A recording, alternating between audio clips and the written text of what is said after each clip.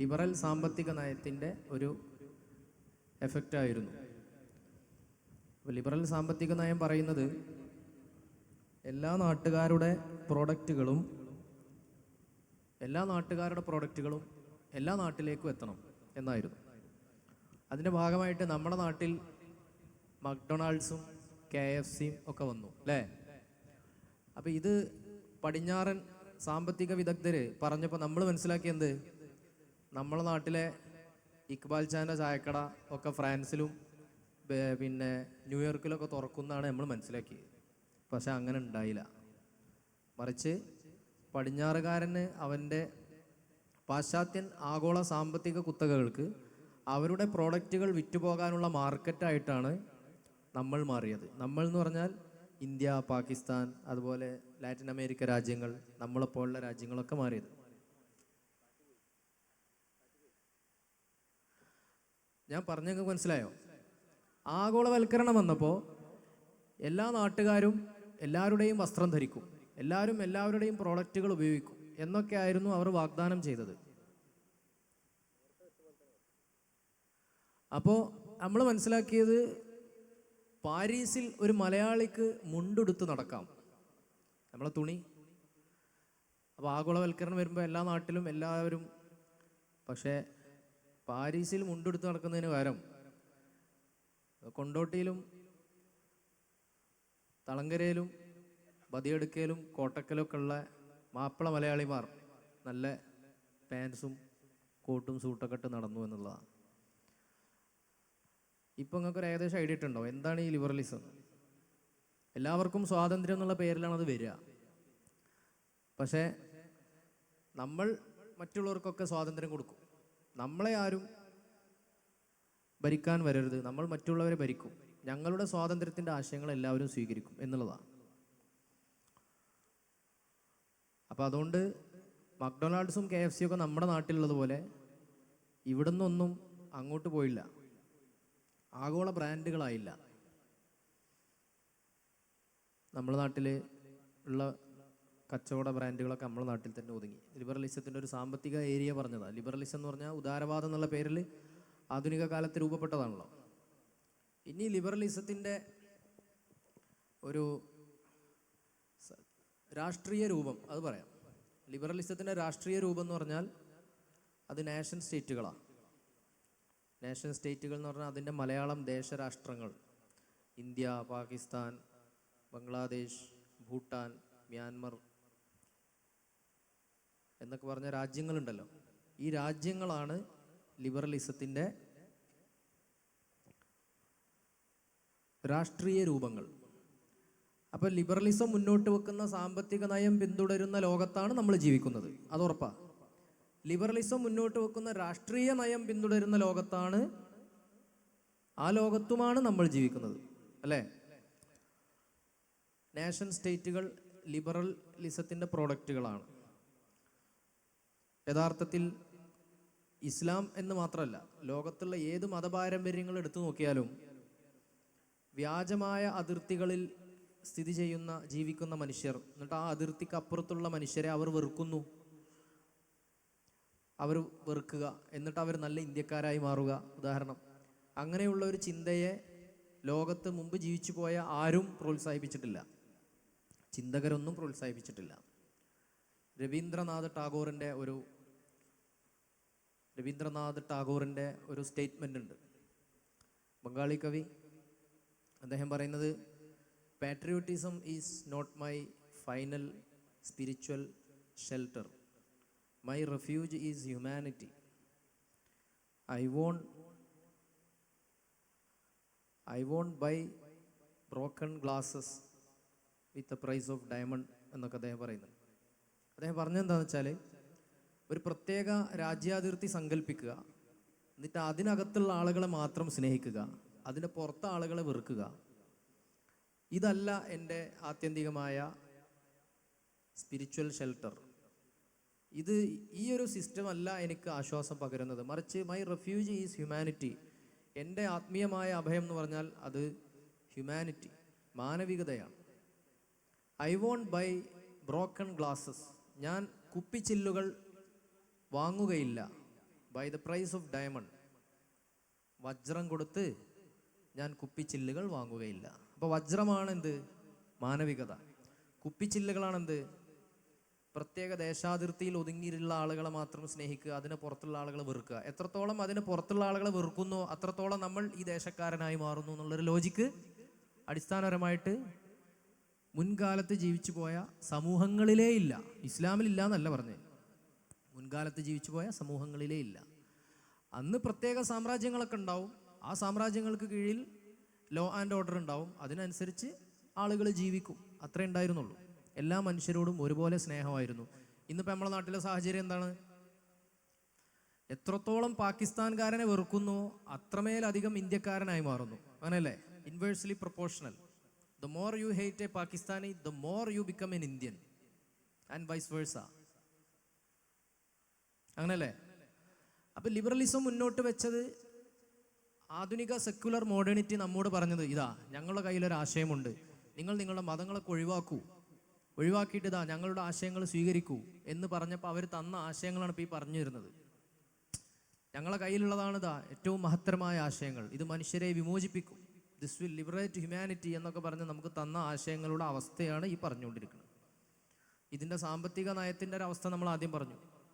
ഇതിൻ്റെ രാഷ്ട്രീയ സംവിധാനത്തിൻ്റെ അവസ്ഥയും നമ്മളിപ്പോൾ പറഞ്ഞു. ഇങ്ങനെ ദേശരാഷ്ട്രങ്ങളായിട്ട് വിഭജിച്ചപ്പോൾ ഇപ്പോൾ ഇന്ത്യയും പാകിസ്ഥാനും പിന്നെ UK-യും അമേരിക്കയും ഒക്കെ ഉണ്ടായി വന്നിട്ട് 200-300 വർഷമായിട്ടുള്ളൂ മാക്സിമം. 1600-കൾക്ക് ശേഷമാണ് ഇതൊക്കെ ഉണ്ടായി വരുന്നത്, ദേശരാഷ്ട്രങ്ങളൊക്കെ ഉണ്ടായി വരുന്നത്. 700-800 കാലഘട്ടങ്ങളിലൊക്കെയാണ് ഉണ്ടായി വരുന്നത്. ലോകത്ത് മഹായുദ്ധങ്ങൾ നടന്നത് ദേശരാഷ്ട്രങ്ങൾ ഉണ്ടായതിനു ശേഷം അല്ലേ? 20, 30, 40 ഒക്കെ മില്യൺ മനുഷ്യർ കൊല ചെയ്യപ്പെട്ടത്, ഒന്നാം ലോക മഹായുദ്ധത്തിലും രണ്ടാം ലോക മഹായുദ്ധത്തിലൊക്കെ കൊല ചെയ്യപ്പെട്ടത് ദേശരാഷ്ട്രങ്ങൾ, യൂറോപ്പിലെ ദേശരാഷ്ട്രങ്ങൾ തമ്മിലുള്ള അടിയുടെ ഭാഗമായിട്ടായിരുന്നു. എന്തിനാണ് അവർ യുദ്ധം ചെയ്തത്? ഒരു പ്രത്യേക രാജ്യാതിർത്തി, സാങ്കല്പിക അതിർത്തിയിൽ നിന്നുകൊണ്ടാണ് അവർ യുദ്ധം ചെയ്തത്. അങ്ങനെ ഒരു പ്രത്യേക രാജ്യാതിർത്തി, വ്യാജമായ അതിർത്തികൾ മനുഷ്യർക്ക് ആവശ്യമില്ല എന്ന് മലയാളത്തിലെ ഇടശ്ശേരിയെ പോലെയുള്ള കവികൾ വരെ പറഞ്ഞിട്ടുണ്ട്. അങ്ങനെ പലരും. നമ്മളൊക്കെ ആധുനികതയിൽ ജീവിക്കുന്നതുകൊണ്ട് ദേശരാഷ്ട്രത്തിനകത്തുള്ള ജീവിതം മാത്രമേ സാധ്യമാവുള്ളൂ എന്ന് നമ്മൾ സങ്കല്പിക്കുകയാണ്.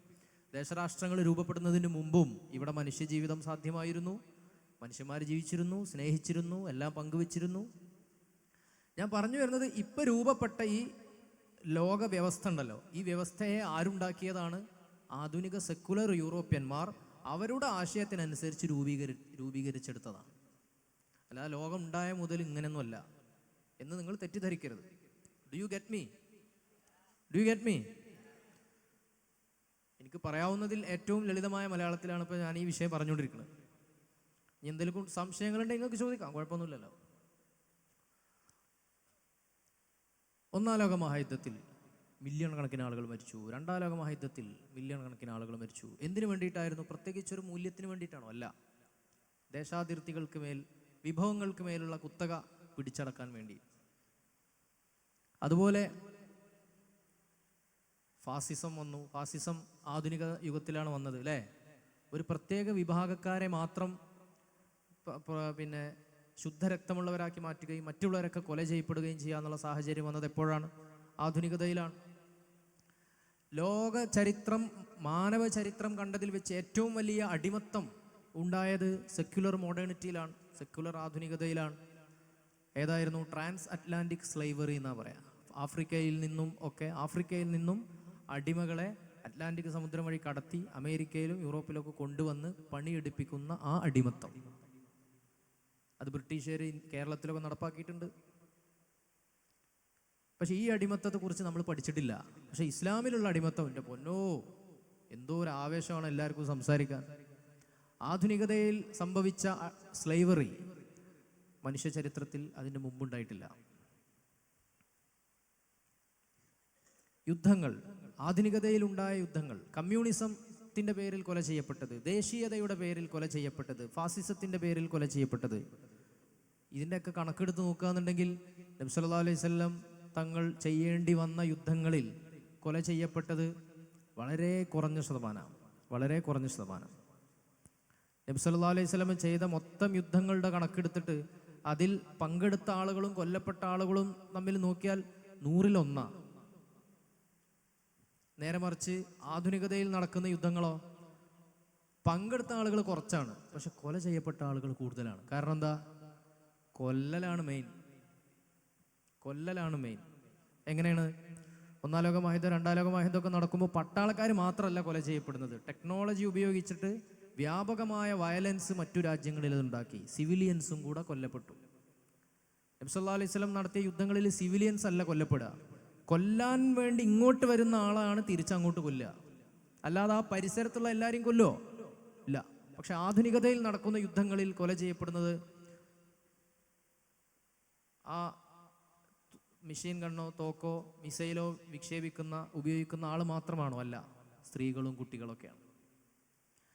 അപ്പൊ ഇങ്ങനെ ആധുനികത എന്ന് പറഞ്ഞാൽ അത് മനുഷ്യനെ വിമോചിപ്പിക്കാൻ പറ്റുന്നതാണ്. അത് മനുഷ്യന്റെ എല്ലാ വിമോചനങ്ങൾക്കും സാധ്യമായ ഒരു പ്രത്യയശാസ്ത്രമാണ്. അതിൻ്റെ ഏറ്റവും നല്ല ഐഡിയോളജിയാണ് സെക്യുലറിസം, ലിബറലിസം. അതൊക്കെ നിങ്ങൾ സ്വീകരിക്കണം. മതമൊക്കെ കൈയൊഴിയണം. മതം നിങ്ങൾക്കാവാം, അത് നിങ്ങളുടെ റൂമിൻ്റെ ഉള്ളിൽ നിങ്ങൾക്ക് ചെയ്യാം. ബാക്കിയുള്ള കാര്യങ്ങളൊക്കെ പബ്ലിക്കിലൊന്നും നിങ്ങൾ മതമായി വരരുത്. മതം വളരെ പ്രാകൃതമാണ്. ഇതാ നല്ലൊരു ഉത്തമമായ ഒരു ഐഡിയോളജി ഞങ്ങൾ തരാം, ഇതനുസരിച്ച് ജീവിച്ചുകൊള്ളൂ എന്നൊക്കെ പറഞ്ഞ് നമുക്ക് കിട്ടിയ ഈ തിയറികളാണെന്ത്? ജീവിത വ്യവസ്ഥയാണെന്ത്? ഈ പറഞ്ഞ ലിബറലിസം, അതുപോലുള്ള സെക്യുലറിസം പോലുള്ള ഐഡിയകൾ. സെക്യുലറിസം എന്ന് പറഞ്ഞാൽ ഇന്ത്യൻ സെക്യുലറിസം അല്ല കേട്ടോ, അത് ഗാന്ധിജി റീഡിഫൈൻ ചെയ്ത് വേറൊരു സാധനമാക്കി മാറ്റിയതാണ്. ഇന്ത്യൻ സെക്യുലറിസം എന്ന് പറഞ്ഞാൽ എന്താ?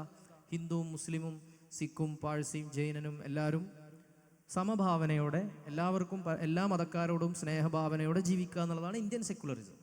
യൂറോപ്പിൽ നിന്ന് വന്നതാണ് യഥാർത്ഥ സെക്യുലറിസം. സെക്യുലറിസത്തിന്റെ അടിസ്ഥാനം അതാണ്. അതിൽ പറയുന്നത് എന്താ? അതിൽ പറയുന്നത് മതത്തിന് പബ്ലിക്കിൽ ഇടപെടാൻ അവകാശമില്ല. മതം പൊളിറ്റിക്സിലോ അല്ലെങ്കിൽ എക്കോണമിക്സിനെ കുറിച്ചോ അല്ലെങ്കിൽ ധാർമ്മികതയെക്കുറിച്ചോ ഒരഭിപ്രായവും പറയാൻ പാടില്ല. അതൊക്കെ നിങ്ങൾക്ക് നിങ്ങളുടെ വീടകങ്ങളിലാവാം. പബ്ലിക്കിൽ ഞങ്ങൾ പറയുന്നതാണ് നിങ്ങൾ കേൾക്കേണ്ടത്. പബ്ലിക്കിൽ ഞങ്ങൾ പറയുന്നതാണ് നിങ്ങൾ കേൾക്കേണ്ടത്. അപ്പം നമ്മൾ സാമ്പത്തിക ശാസ്ത്രത്തിൽ പലിശ വലിയ പ്രശ്നമാണെന്ന് പറഞ്ഞാൽ അത് മതത്തിൻ്റെ സാധനം, അത് ഇവിടെ കൊണ്ടുവരരുത്. എന്നാൽ ലിബറലിസം പറയുന്നതോ പരസ്പര മത്സരങ്ങളാവാം, പണം കുത്തകവൽക്കരിക്കാം, പലിശ വ്യവസ്ഥ ഉണ്ടാവാം, അതിന് കുഴപ്പമില്ല. എന്നിട്ട് പാവങ്ങൾക്ക് ലോണ് കൊടുക്കാം. അവിടെ അതിൻ്റെ തിരിച്ചടവ്, പലിശ കാരണം അതിൻ്റെ തിരിച്ചടവ് പറ്റാതിരിക്കുമ്പോൾ അവൻ്റെ സ്വത്ത് മുഴുവൻ കണ്ടുകെട്ടാം. ഇങ്ങനെയൊക്കെയുള്ള ഒരു പുതിയ സാമ്പത്തിക വ്യവസ്ഥ പോലും ഉണ്ടാക്കി. എന്നിട്ട് അവർ പറഞ്ഞു എന്ത്? ഇതാണ് ഏറ്റവും സൂപ്പർ, നിങ്ങൾ മതം നൽകുന്ന വ്യവസ്ഥയൊക്കെ വളരെ മോശമാണ്. അത് പറഞ്ഞപ്പോൾ നമ്മൾ അതൊക്കെ വിശ്വസിച്ചു. അയ്യോ മതമൊക്കെ മോശമാണ്, നമുക്ക് ആധുനികത പറഞ്ഞത് കേൾക്കാം, നമുക്ക് ലിബറലിസം പറഞ്ഞത് കേൾക്കാം. അപ്പം എങ്ങനെയാണ് ഈ സംഭവം നമ്മളിൽ വർക്ക് ചെയ്യുന്നത് എന്ന് പറയാൻ വേണ്ടിയിട്ടാണ് ഞാൻ പറഞ്ഞത്. കുറച്ച് തിയററ്റിക്കലായിട്ടാണ് ഇപ്പോൾ പറഞ്ഞത്, കുറച്ചുകൂടെ ലളിതമായിട്ട് ഇനി ബാക്കി കാര്യങ്ങൾ പറയാം. റെഡി അല്ലേ? ലിബറലിസത്തിൻ്റെ സാമ്പത്തിക വശവും രാഷ്ട്രീയ വശവും നമ്മൾ പറഞ്ഞു. ഇനിയുള്ളത് ധാർമ്മിക വശമാണ്. ലിബറലിസം മുന്നോട്ട് വെക്കുന്ന ധാർമ്മികത എന്ന് പറഞ്ഞാൽ വ്യക്തിവാദമാണ്, ഇൻഡിവിജ്വലിസം. വ്യക്തി കേന്ദ്രീകൃതവാദം. വ്യക്തിയാണ് പ്രധാനമെന്നാണ്, സമൂഹമോ കുടുംബമോ അല്ല. ഒരു വ്യക്തിക്ക് അവൻ്റെ കാര്യങ്ങൾ സ്വയം തീരുമാനിക്കാനുള്ള അവകാശവും അധികാരവുമുണ്ട്. അതിൻ്റെ ഭാഗമാണെന്ത്? My body my right, my body my choice. എൻ്റെ ശരീരം എൻ്റെ അവകാശം. ഞാൻ ഇഷ്ടമുള്ളതുപോലെ നടക്കും, ഞാൻ ഇഷ്ടമുള്ള ആളുകളെ പ്രേമിക്കും, ഞാൻ ഇഷ്ടമുള്ള സ്ഥലത്തേക്ക് പോകും. എന്നെ എൻ്റെ അധ്യാപകർ നിയന്ത്രിക്കണ്ട, എന്നെ എൻ്റെ രക്ഷിതാക്കൾ നിയന്ത്രിക്കണ്ട. ഇതെല്ലാം എൻ്റെ ജന്മാവകാശമാണ്, മൗലികാവകാശമാണ്. ഈ വാദമാണ് വ്യക്തിവാദം. അപ്പം ഈ വ്യക്തിവാദത്തിനകത്ത് ഒരുപാട് പ്രശ്നങ്ങളുണ്ട്. കാരണം പേരൻസ്, നമ്മുടെ രക്ഷിതാക്കൾ, അവരാണ് നമ്മളെ ഗർഭം ചുമന്നത്. ഗർഭത്തിനാവശ്യമുള്ള കാര്യങ്ങളൊക്കെ ഉമ്മാക്ക് വാങ്ങിക്കൊടുത്തിട്ടും കെയർ ചെയ്തിട്ടും പരിഗണിച്ചിട്ടും കൊണ്ടു നടന്നത് വാപ്പയാണ്. പ്രസവിച്ച് കഴിഞ്ഞതിന് ശേഷം മുലയൂട്ടിയത് ഉമ്മയാണ്. ഈ ഉമ്മയാണ് നമുക്ക് സംസ്കാരവും ഭാഷയും ഒക്കെ പകർന്നു തന്നത്. ഈ ഉമ്മയാണ് നമുക്ക് എല്ലാ കാര്യങ്ങളും, നമ്മൾ കിടക്കുന്നതും ഇരിക്കുന്നതും നടക്കാൻ ശ്രമിക്കുമ്പോൾ വീഴുന്നതും പിന്നെയും എഴുന്നേറ്റ് നടക്കുന്നതും ഈ ദീർഘമായ ശൈശവകാലത്ത് നമ്മുടെ എല്ലാ കാര്യങ്ങളും സെറ്റ് ചെയ്തെന്നത് ഉമ്മയാണ്. പിന്നെ സ്കൂളിലും മദ്രസയിലും പോകാൻ നമുക്ക് താല്പര്യമില്ലാത്ത സമയത്തും നമ്മുടെ എഡ്യൂക്കേഷന് വേണ്ടി നമ്മെ പറഞ്ഞയച്ച് നമ്മെ ബുദ്ധിയും പക്വതയുമുള്ള ആളുകളാക്കി മാറ്റുന്ന ആ ദീർഘമായ പ്രക്രിയയിൽ നിർണായകമായ പങ്കുവഹിച്ചത് ഉമ്മയും ഉപ്പയുമാണ്.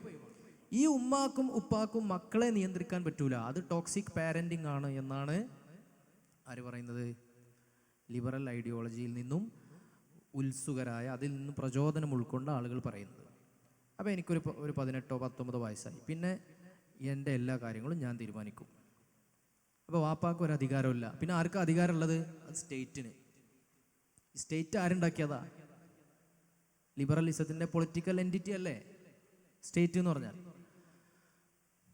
അതുപോലെ ഉസ്താദന്മാർക്ക് മതത്തിൻ്റെ അനുയായികളോട് നിയന്ത്രിക്കാൻ പറയാൻ പാടില്ല, നിയന്ത്രണം ഏർപ്പെടുത്താൻ പാടില്ല. അധ്യാപകർക്ക് വിദ്യാർത്ഥികളെ നിയന്ത്രിക്കാൻ പാടില്ല. ഇതെല്ലാം ടോക്സിക്കാണ്. ഭർത്താവിന് ഭാര്യയെ നിയന്ത്രിക്കാൻ പാടില്ല. ഇതെല്ലാം ടോക്സിക്കാണ്. ടോക്സിക് എന്ന് പറഞ്ഞാൽ അറിയില്ലേ?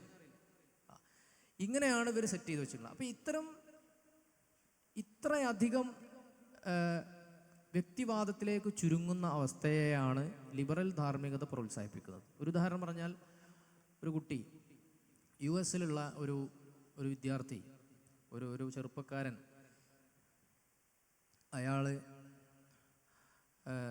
നീലചിത്രങ്ങൾക്ക് അഡിക്റ്റഡ് ആയിരുന്നു. അപ്പോൾ അയാളെ കയ്യിൽ ഒരുപാട് കളക്ഷൻസ് ഉണ്ടായിരുന്നു. വാപ്പിയും ഉമ്മയും അവന് ജീവിതത്തിലൊരു ഉത്തരവാദിത്വവും പഠനശീലവും ഒന്നുമില്ലാതെ അവനിങ്ങനെ ജീവിച്ച് കണ്ടപ്പോൾ വാപ്പിയും ഉമ്മയും അവൻ്റെ കളക്ഷൻസൊക്കെ എടുത്തിട്ട് വലിച്ചെറിഞ്ഞു. അവിടെ അവനോട് നന്നാവാൻ പറഞ്ഞു. അങ്ങനെ അവൻ കോടതിയിൽ പോയി. കോടതിയിൽ പോയപ്പോൾ കോടതി എന്താ ചെയ്തതെന്നറിയോ? മാതാപിതാക്കൾക്ക് ശിക്ഷ വിധിച്ചു. എത്രയോ $40,000 അങ്ങനെ എന്തോ ആണ്, എത്ര ഒരു കണക്കുണ്ട് അതിൻ്റെ. മുമ്പ് ന്യൂസ് വന്നതാ. എന്നിട്ട് കോടതി പറഞ്ഞെന്താണെന്നറിയോ? മക്കളാണെങ്കിലും വ്യക്തി എന്ന നിലയിൽ അവരുടെ അവകാശങ്ങളിൽ ഇടപെടാൻ, അവരുടെ സ്വാതന്ത്ര്യത്തിൽ ഇടപെടാൻ മാതാപിതാക്കൾക്ക് അവകാശമില്ല. എങ്ങനെയുണ്ട്? ഇതാണ് ലിബറൽ ധാർമ്മികത. ഒരു വ്യക്തിയുടെ നന്മ തിന്മകൾ ആര് തീരുമാനിക്കും? ആ വ്യക്തി തീരുമാനിക്കും. അല്ലാതെ ആരല്ല, സമൂഹമല്ല, അല്ലെങ്കിൽ 1400 വർഷം മുമ്പ് ഇറങ്ങിയ കിതാബല്ല, അതിലുള്ള നിയമങ്ങളല്ല. പണ്ട് കേരളത്തിലൊരു യുക്തിവാദിയായ സ്ത്രീ പറഞ്ഞിരുന്നു, ഞങ്ങളെ ധാർമ്മികത ഞങ്ങൾ തീരുമാനിക്കും. അത് 1400 കൊല്ലം മുമ്പ് വന്ന കിതാബിലൊന്നും പറഞ്ഞാൽ ഞങ്ങൾ കേൾക്കൂല. അതൊക്കെ ഞങ്ങളിഷ്ടം. എൻ്റെ ശരീരം എൻ്റെ അവകാശം. ഈ പെൺകുട്ടി ഇത് പറഞ്ഞതിന് ശേഷം അവൾക്ക് പേഴ്സണലായിട്ട് ഒരുപാട് മെസ്സേജുകൾ വന്നു. ആണുങ്ങളിത് കേൾക്കാൻ കാത്തുക്കല്ലേ. അപ്പോൾ ആണുങ്ങൾ പല ദുരുദ്ദേശങ്ങളും വെച്ചിട്ട് അവൾക്ക് മെസ്സേജ് അയച്ചു. എൻ്റെ കൂടെ വരുമോ, ഇന്ന ഹോട്ടലിലേക്ക് വരുമോ, ഇന്ന സ്ഥലത്തേക്ക് വരുമോ, നമുക്ക് കാണാം. അപ്പോൾ ആ സ്ഥലത്തേക്ക് എത്തിക്കഴിഞ്ഞപ്പോൾ ഇവർ വളരെ റോങ് ആയിട്ട് പെരുമാറാൻ തുടങ്ങി. പിറ്റേന്ന് ഇതേ പെൺകുട്ടി, നിങ്ങൾക്കൊക്കെ അറിയുന്ന ആളാണ്, ഞാൻ പേര് പറഞ്ഞിട്ട് വെറുതെ സംഭവമാക്കുന്നില്ല, ഫേസ്ബുക്കിൽ പോസ്റ്റ് ഇട്ടു. സ്വാതന്ത്ര്യം എന്നൊക്കെ ഞങ്ങൾ പറയും, പക്ഷെ അതുകൊണ്ട് ഞങ്ങൾ ഇതൊന്നല്ല ഉദ്ദേശിച്ചത്. പിന്നെന്താ ഉദ്ദേശിച്ചത്? അപ്പം ഇവരിങ്ങനെയൊക്കെ പറഞ്ഞപ്പോൾ മാന്യന്മാരായ ആണുങ്ങൾ തന്നെ അവളോട് ചോദിച്ചു, എന്ത്, എൻ്റെ കൂടെ വരാൻ സമ്മതമാണോ? അപ്പോൾ അത് അവർക്ക് ഇഷ്ടപ്പെട്ടില്ല. അവരങ്ങനെ സമൂഹമുണ്ടാക്കിയ ധാർമ്മികതയിൽ അഭയം തേടി. ആ പെൺകുട്ടി, സമൂഹമുണ്ടാക്കുന്ന ധാർമ്മികതയെ ഞാൻ സ്വീകരിക്കൂല, എൻ്റെ ശരിതെറ്റുകൾ ഞാനാണ് തീരുമാനിക്കുക, എൻ്റെ ശരീരം എൻ്റെ അവകാശം എന്നൊക്കെ പറഞ്ഞിരുന്ന ആ സ്ത്രീ പിന്നീട് സമൂഹം ഉണ്ടാക്കിയെടുത്ത ധാർമ്മികതയിൽ അഭയം തേടി. അതെന്തായിരുന്നു? അത് തന്നെ, ഞാനിനി ഇതൊന്നുമല്ല ഞങ്ങൾ ഉദ്ദേശിച്ച സ്വാതന്ത്ര്യം. ഞങ്ങളങ്ങനെ സ്വതന്ത്രരാണെന്ന് പറയുമ്പോൾ ഞങ്ങളോട് ഇഷ്ടം ഉണ്ടാവുമ്പോൾ വന്നിട്ട് ഞങ്ങളോട് റോങ് ആയിട്ടുള്ള കാര്യങ്ങൾ ചോദിക്കലല്ല സ്വാതന്ത്ര്യം എന്ന് അവർ പറഞ്ഞു. അപ്പോൾ സമൂഹം ഉണ്ടാക്കിയെടുത്ത ഒരു ധാർമ്മിക വ്യവസ്ഥ ഇവിടെ ഉണ്ട്. അതിൻ്റെ തണലിലാണ് എല്ലാവരും ജീവിക്കുന്നത്. മതം കൈയാളുന്ന മനുഷ്യരുണ്ടാക്കിയ ധാർമ്മിക വ്യവസ്ഥ ഉണ്ട്. ഇപ്പം നിങ്ങളൊരു കടയിൽ പോയി, ആ കടയിൽ രുചി കൂടാൻ വേണ്ടിയിട്ട് നിങ്ങൾ വാങ്ങുന്ന ഭക്ഷണത്തിൽ മോശപ്പെട്ട രാസവസ്തുക്കൾ കലർത്തിയെന്ന് നമുക്ക് സംശയിക്കാം. ആരെയും സംശയിക്കാം, അല്ലേ? ആരെയും സംശയിക്കാം. വളരെ മാരകമായ നമ്മളെ കിഡ്നിയെയോ കരളിനെയോ ഒക്കെ ബാധിക്കാവുന്ന രാസവസ്തു അതിൽ കലർത്തിയിട്ട്, നമ്മളിപ്പോൾ കേൾക്കുന്നത് അജിനോമോട്ടോ കുറച്ച് കാര്യങ്ങളൊക്കെ അല്ലേ കലർത്തിയിട്ടുണ്ടാവുമെന്ന് നമുക്ക് കരുതാവുന്നതാണ്. പക്ഷേ പൊതുവേ മനുഷ്യന്മാർ തമ്മിലൊരു വിശ്വാസമുണ്ട്. അതെന്താണ്? മനുഷ്യന്മാരൊക്കെ നല്ലവരാണെന്നുള്ളൊരു അടിസ്ഥാന ട്രസ്റ്റ് ഉണ്ട്. ഈ ട്രസ്റ്റിൻ്റെ മേലല്ലേ നമ്മളൊക്കെ ജീവിച്ചു പോണത്. നേരെ മറിച്ച് എനിക്ക് ലാഭം, എനിക്ക് പണം കിട്ടിയാൽ മതി, എൻ്റെ കാര്യം നടന്നാൽ മതി എന്നുള്ള രീതിയിൽ ഒരാൾ നിലപാടെടുത്തു കഴിഞ്ഞാൽ ആകെ പ്രശ്നവും. അപ്പോൾ ഇങ്ങനെയാണ് ഇൻഡിവിജ്വലിസം വർക്ക് ചെയ്യുന്നത്. ഇൻഡിവിജ്വലിസത്തെക്കുറിച്ച് പറയുമ്പോൾ നമ്മൾ ഒരു കാര്യം കൂടി പറയാനുണ്ട്. നമ്മുടെ സമൂഹത്തിൽ സോഷ്യൽ അതോറിറ്റികളുണ്ട്. ഇപ്പോൾ തങ്ങന്മാർ, ഉസ്താദുമാർ, ഞാൻ നേരത്തെ പറഞ്ഞ ഉമ്മ ബാപ്പമാർ, രക്ഷിതാക്കൾ, ഇവരൊക്കെ ചില അധികാര കേന്ദ്രങ്ങളാണ്. ഇവരുണ്ടായത് കൊണ്ടാണ് സമൂഹം ഇങ്ങനെ ഡിസിപ്ലിൻഡ് ആയിട്ട് ജീവിച്ചു പോണത്, അല്ലേ? ഈ അധികാര കേന്ദ്രങ്ങൾ ഉണ്ടായത് കൊണ്ടാണ് ഡിസിപ്ലിനോടെ സമൂഹം ജീവിച്ചു പോണത്. ഇതില്ലെങ്കിൽ വലിയ പ്രശ്നം ഉണ്ടാവും. ഒരു എക്സാമ്പിൾ ഞാൻ പറഞ്ഞാൽ, നമ്മുടെ ജീവിതം മുഴുവൻ അതിൻ്റെ എക്സാമ്പിൾസാണ്. ഉസ്താദ് എന്ത് പറഞ്ഞ്, ഉസ്താദ് എന്തല്ലേ, ഉസ്താദ് എന്തല്ലേ, എന്നാൽ പിന്നെ അതനുസരിച്ച് ചെയ്യാം. തങ്ങളെന്ത് വല്ലി, തങ്ങൾ ഇന്നത് പറഞ്ഞു, എന്നാൽ പിന്നെ അതിനനുസരിച്ച് ചെയ്യാം. ഇത് നമ്മുടെ കൾച്ചറൽ ക്യാപിറ്റലാണ്. ഇത് ഉണ്ടാവുമ്പോഴേ സമൂഹം നിലനിൽക്കുള്ളൂ, അല്ലേ? കാരണം ഇതിൻ്റെ പ്രശ്നം ഒരു പോലീസും ഒരു പട്ടാളവും ഇല്ലാതെ സമൂഹങ്ങൾ നിയന്ത്രിതമായിട്ട് മുന്നോട്ട് പോകുന്നു എന്നുള്ളതാണ്. ഇപ്പം നാട്ടിലൊരു പ്രശ്നം ഉണ്ടായി, ഒരു ഹിന്ദു മുസ്ലിം ഷണ്ടയുണ്ടായി എന്ന് സങ്കല്പിക്കുക. ആകെ പ്രശ്നമായി, ഒരാൾക്ക് കത്തിക്കുത്തൊക്കെ ഏറ്റ്. അപ്പോൾ നാട്ടിലെ ഇൻഫ്ലുവൻഷ്യലായൊരു ഉസ്താദ് പറഞ്ഞു, മക്കളെ, നിരപരാധികളെ പരിക്കേൽപ്പിക്കുക ഇസ്ലാമിൻ്റെ ഭാഗമല്ല, അതുകൊണ്ട് അതിൽ നിന്ന് വിട്ടു നിൽക്കണം. ആ ഉസ്താദിനെ അംഗീകരിക്കുന്ന എല്ലാ മനുഷ്യന്മാരും അതിൽ നിന്ന് വിട്ടുനിന്നു. ആ കുത്തേറ്റ ഹിന്ദു സഹോദരനെ ചികിത്സിക്കാൻ എല്ലാവരും മുന്നോട്ട് വന്നു. ഇതൊരു മാതൃകാപരമായ രീതിയാണ്. അവിടെ പോലീസോ പട്ടാളോ ഇടപെടാതെ തന്നെ ഈ ഉസ്താദിന് എന്ത് ചെയ്യാൻ പറ്റി? ഇവരെ നിയന്ത്രിക്കാൻ പറ്റി. ഇത്തരമുള്ള നിയന്ത്രണങ്ങൾ സമൂഹത്തിൽ നിലനിൽക്കണം. തങ്ങന്മാരതായാലും ഉസ്താദുമാരതായാലും നിലനിൽക്കണം. അങ്ങനെയാണ് ദീന് നിന്ന് പോവുക. നേരെ മറിച്ച് ഇതിനെതിരെ ലിബറൽ ഇൻഡിവിജ്വലിസം വന്നു കഴിഞ്ഞാൽ ഉസ്താദ് എന്ത് പറയാൻ? ഉസ്താദ് ആര്? എൻ്റെ കാര്യം ഞാൻ തീരുമാനിക്കും, എന്നെ അവൻ അടിച്ചത് ഞാൻ തിരിച്ചടിക്കും എന്നൊരാൾ തീരുമാനമെടുത്തു കഴിഞ്ഞാലോ സമൂഹത്തിൽ ഖയോസ് ഉണ്ടാവും. ഖയോസ് എന്ന് പറഞ്ഞാൽ എന്താ? അരാജകത്വം ഉണ്ടാവില്ലേ? അപ്പം ഇത്തരം സോഷ്യൽ അതോറിറ്റികളൊക്കെ, പ്രശ്നപരിഹാര ശേഷിയുള്ള, ആജ്ഞാശേഷിയുള്ള സോഷ്യൽ അതോറിറ്റികൾ സമൂഹത്തിൽ നിലനിൽക്കണം. ഇതിനെ തകർക്കാനാണ് ആര് ശ്രമിക്കുന്നത്? ലിബറൽ കേന്ദ്രങ്ങൾ ശ്രമിക്കുന്നത്. ഇത് തകർന്നു കഴിഞ്ഞാൽ ഓരോ വ്യക്തിയും ഓരോ പ്രസ്ഥാനമാണ്. അവനൊരു പ്രോഡക്റ്റ് വാങ്ങുമ്പോൾ അവൻ്റെ ഇൻസ്റ്റഗ്രാം ഫീഡിൽ വന്ന സാധനം അവൻ നേരിട്ട് വാങ്ങും. ഉമ്മാനോടോ ഉപ്പാനോടോ ഭാര്യയോടോ ഭർത്താവിനോടോ ഒന്നും അഭിപ്രായം ചോദിക്കൂല, അല്ലേ? അതാണ് ആരുടെ ഉദ്ദേശം? ലിബറൽ ഐഡിയോളജിയുടെ ഉദ്ദേശം. കാരണം ഒരു വ്യക്തി ഒരു പ്രൊഡക്റ്റ് വാങ്ങണമെന്നുണ്ടെങ്കിൽ അവൻ ഒറ്റയ്ക്ക് തീരുമാനിച്ചാൽ മതി. അവനെ പരസ്യങ്ങളിലൂടെ മൊബൈലിലൂടെ സ്വാധീനിക്കാൻ പറ്റും. ആ പ്രൊഡക്റ്റ് ചിലവാകും. ക്യാപിറ്റലിസം, ലിബറലിസത്തിൻ്റെ മുതലാളിത്തം, ലിബറലിസത്തിൻ്റെ സാമ്പത്തിക രൂപമാണല്ലോ. ഞാൻ പറഞ്ഞു മനസ്സിലായില്ല? അപ്പം നമ്മളിപ്പോൾ വാപ്പിയും ഉമ്മയും അളിയനും ഭാര്യയും ഭർത്താവും ഒക്കെ പറഞ്ഞത് കേട്ട് പരസ്പരം ജീവിക്കാന്നുണ്ടെങ്കിൽ ഒരു പ്രോഡക്റ്റിൻ്റെ പരസ്യം കാണുമ്പോൾ ഞാൻ എൻ്റെ വൈഫിനോട് ചോദിക്കും, ഇത് വാങ്ങണോ, അതോ ഇതാണോ വാങ്ങേണ്ടത്, മറ്റേതാണോ വാങ്ങേണ്ടത്? അപ്പം ഞാൻ മാർക്കറ്റിൻ്റെ തന്ത്രങ്ങളിൽ പെട്ടെന്ന് വീണ് പോകില്ല. അവരോടൊക്കെ ചർച്ച ചെയ്തിട്ടേ ഞാൻ വാങ്ങുള്ളൂ. നേരെ മറിച്ച് ഞാനൊരു പ്യുവർ ഇൻഡിവിജ്വലിസ്റ്റ് ആണെങ്കിലോ, എൻ്റെ ഫോണിൽ ഞാനൊരു പരസ്യം കണ്ടു, സ്പോട്ടിൽ ഞാനത് ഓർഡർ ചെയ്യും. അപ്പം ഇങ്ങനെ മനുഷ്യർക്കൊരു വിലപേശൽ ശേഷിയുണ്ട്, ഒരു ബാർഗെയിനിങ് കപ്പാസിറ്റി ഉണ്ട്. മനുഷ്യൻ്റെ എല്ലാ സാമൂഹികമായ ബാർഗെയിനിങ് കപ്പാസിറ്റിയെയും തകർത്ത് കളയുന്ന, മനുഷ്യൻ്റെ എല്ലാ സാമൂഹിക അധികാര വ്യവസ്ഥയും തകർത്ത് കളയുന്ന ഒരു സംവിധാനമാണ് ഇൻഡിവിജ്വലിസം. അപ്പം അതിന് ഖുർആനിൽ അതിനെക്കുറിച്ച് പറയുന്നുണ്ട്. അഫറഅയ്ത മൻ ഇത്തഖദ ഇലാഹഹു ഹവാഹു. നബിയെ, താങ്കൾ കണ്ടില്ലയോ തൻ്റെ ആഗ്രഹങ്ങളെ ദൈവമാക്കി മാറ്റിയ മനുഷ്യരെ നിങ്ങൾ കണ്ടില്ലയോ? സ്വന്തം ആഗ്രഹങ്ങളെ ദൈവമാക്കി മാറ്റുക. സ്വന്തം ആഗ്രഹങ്ങളാണ് അവൻ്റെ ദൈവങ്ങൾ. അവൻ എന്താണോ ആഗ്രഹിച്ചത് അത് അവൻ കൈവശപ്പെടുത്താൻ ശ്രമിക്കും. അത് മറ്റുള്ളവർക്ക് ഉപദ്രവം ഉണ്ടാക്കുന്നുണ്ടോ, അല്ലെങ്കിൽ അത് അവന് ആത്മീയമായിട്ട് അതിന് പ്രശ്നങ്ങളുണ്ടോ, ഇതൊന്നും അറിയേണ്ട ആവശ്യമില്ല. അപ്പം ഇങ്ങനെയാണ് ഇൻഡിവിജ്വലിസം വർക്ക് ചെയ്യുന്നത്. നമ്മളിപ്പോൾ നമ്മുടെ നാട്ടിൽ സംഘടനാപരമായ പ്രശ്നങ്ങൾ, മറ്റു ചേരിതിരിവുകൾ, പരസ്പരം ഹെയ്റ്റ് ക്യാമ്പയിന്, ഉസ്താദന്മാർക്കെതിരെയും തങ്ങന്മാർക്കെതിരെയുള്ള, പിന്നെ ഏത് ചേരിയാണെങ്കിലും പരസ്പരമുള്ള തർക്കങ്ങൾ, ഇതൊക്കെ നടന്നുകൊണ്ടിരിക്കുമ്പോൾ നമ്മൾ മനസ്സിലാക്കേണ്ട കാര്യം, ജനങ്ങൾക്കിടയിൽ ഉസ്താദ് തങ്ങൾ എന്നൊക്കെ പറയുമ്പോഴുള്ള ഒരു വാല്യൂ ഉണ്ടല്ലോ, ഈ വാല്യൂ നഷ്ടപ്പെട്ട് കഴിഞ്ഞാൽ പിന്നെ ഇവിടെ ദീന് നിലനിൽക്കില്ല. കാരണം ഈ വാല്യൂ അനുസരിച്ചാണ് ദീന് മുന്നോട്ട്, ഈ വാല്യൂ നിലനിന്നതുകൊണ്ടാണ് ദീന് നിലനിൽക്കുന്നത്. ദീനെന്ന് പറഞ്ഞാൽ ദീനനുസരിച്ച് ജീവിക്കുന്ന മനുഷ്യന്മാർ എന്നാണല്ലോ അർത്ഥം. മനുഷ്യന്മാർ ദീനനുസരിച്ച് ജീവിക്കണം എന്നുണ്ടെങ്കിൽ ഇത്തരം അതോറിറ്റികൾ സമൂഹത്തിൽ നിലകൊള്ളണ്ടേ? ഞാൻ പറഞ്ഞ ക്ലിയർ അല്ലേ? ഓക്കെ. ഇങ്ങനെയാണ്.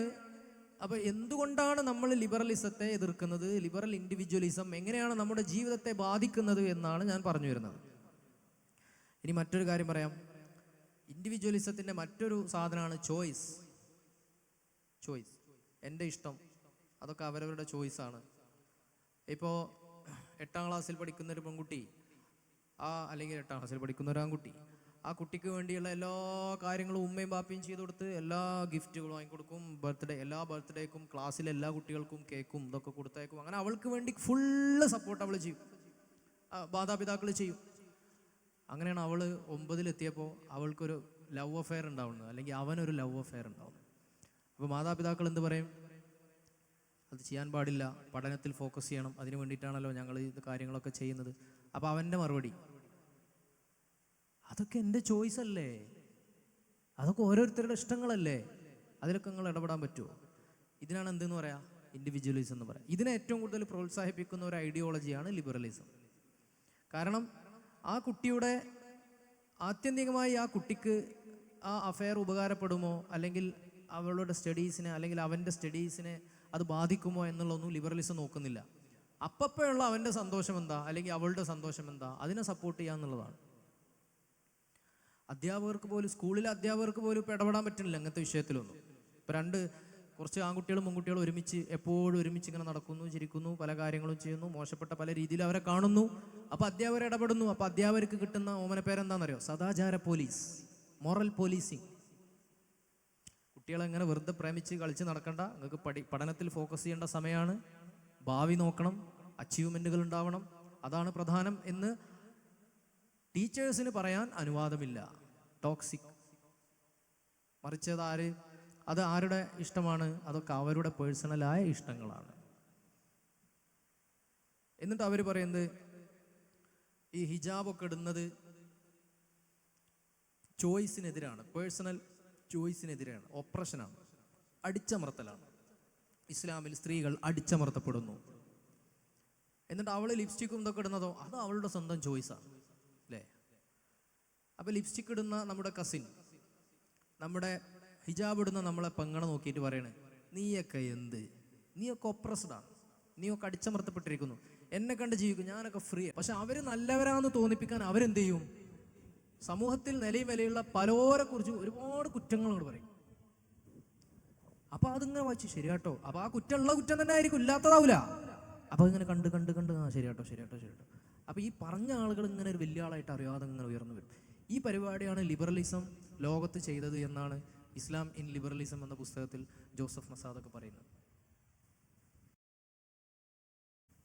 അതായത് വയലൻസ്, കൊലപാതകം, സ്വാതന്ത്ര്യത്തിന്റെ നിഷേധം, സ്ത്രീ വിരുദ്ധത, ഇതൊക്കെ ലിബറലിസത്തിനകത്തുണ്ട്.